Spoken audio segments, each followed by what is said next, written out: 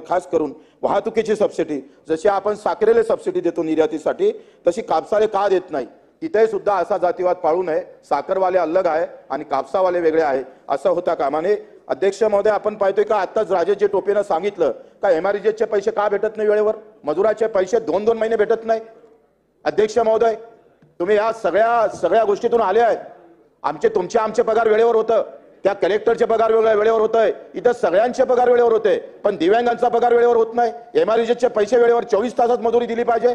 अरे आपण पाहतोय का जुन्यापेक्षाही जुन्या पद्धत महिन्यात सालानं लोक राहायचे, सालानं पैसे भेटायचे. आणि आपलं सरकार एवढं, दादा तुम्ही वित्तमंत्री असताना सुद्धा जर असं होतं सर, आणि जो मजुरी त्याला मेहनत करून जर रोज 24 तासात तर पैसे सोडा, 3-3 महिने झाले पैसे भेटत नाही त्या मजुराला, कसा सण करणार आहे?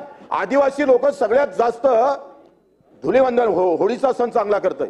आता 25 मार्चला त्यांचे धुलीवंदन आहे आणि हे सगळे मजूर करणारे लोक आहे, म्हणून त्याला ते पैसे लगेच गेले पाहिजे.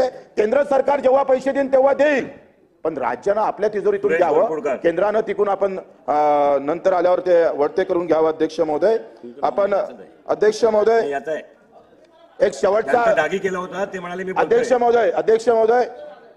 अध्यक्ष महोदय संत्रा असं आहे, त्यांचा जागी तुमचं नाव दिलं होतं, ते म्हणतात मी बोलतोय. अध्यक्ष महोदय, यादी आली आहे, बोला दादा बोला. अध्यक्ष महोदय, माझा वाचा आहे ना, एकच मिनिट, मग तुम्ही सगळं करा.